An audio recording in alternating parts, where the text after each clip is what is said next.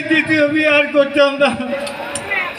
মাইয়াটার কষ্ট আর সহ্য হয় না।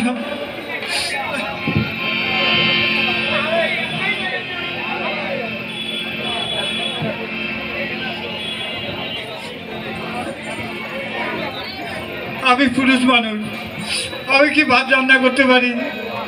মাইয়াটার জ্বালা যন্ত্রণা আর সহ্য করে পাই না।